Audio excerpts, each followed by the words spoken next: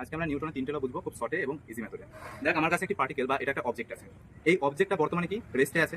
এই অবজেক্টটাকে যদি আমি কোনো রকম এক্সটার্নাল ফোর্স না দিই, সেটা হোক পুল অথবা হোক পুশ, যদি আমি না দিই, এই রেস্টে আছে, এই রেস্টেই থাকবে, কনস্ট্যান্ট থেকে যাবে। কিন্তু সেটা হোক না কোনো এয়ার ফোর্স, কিন্তু আমার এক্সটার্নাল ফোর্স লাগবে, না হলে এটা কনস্ট্যান্ট থেকেই যাবে। এটা গেল নিউটনের ফার্স্ট ল। সেকেন্ড ল কি বলছে? সেকেন্ড ল ভাইয়া, সেকেন্ড ল এটা বলে না যে F equal to M A, direct এটা বলে না, এটা হচ্ছে অ্যাপ্লিকেশন বোঝায়। সেকেন্ড লটা মেনলি বলছে যে এফ নেট এক্সটার্নাল মানে হচ্ছে এক্সটার্নাল নেট ফোর্স, ঠিক আছে, equal to D P vector by DT.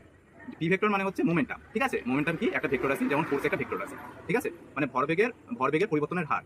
এটা থেকে তুই যদি ই করে আসিস, ডেরিভেশন করে আসিস, তাহলে তুই কি পাবি? F vector equal to M A vector. কারণ এ একটা কি ভেক্টর কোয়ান্টিটি, ভেক্টর আছে, আর এফ একটা ভেক্টর কোয়ান্টিটি, ঠিক আছে। কারণ এটা জিরো হয়ে যাবে তোর, যখন তুই এম তো ফিক্সড, এর মাস কি? এর মাস তো ফিক্সড। মাসের যখন ডেরিভেটিভ করবি জিরো হয়ে যাবে, সেখান থেকে তুই যদি ডেরিভেশন করিস, তাহলে F vector equal to M A vector easily পেয়ে যাবে। এটা কি গেল ভাইয়া? এটা গেল নিউটন অফ সেকেন্ড ল, ঠিক আছে। Next third law. থার্ড লর একটা ইন্টারেস্টিং এক্সাম্পল আমি দিচ্ছি, শোন। থার্ড লটা এরকম বোঝায়, যদি তোমার গার্লফ্রেন্ড তোমাকে ধোকা দেয়, আজ থেকে 5 বছর হোক বা 10 বছর পরে হোক না কেন, সেও ধোকা পাবে, ঠিক আছে। ইজিভাবে বলতে গেলে এটা হচ্ছে নিউটনের থার্ড ল, স্যার আইজাক নিউটনের।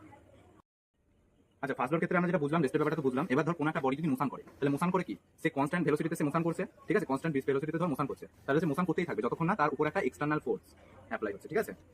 এটা এটা বললাম, এটা যেটা। আর থার্ড লটা তো ইন্টারেস্টিং ছিল, যে যদি তোমার গার্লফ্রেন্ড তোমাকে ধোকা দেয়, তাহলে সে প্রকৃতির নিয়ম অনুযায়ী ধোকাটা ফেরত পাবে।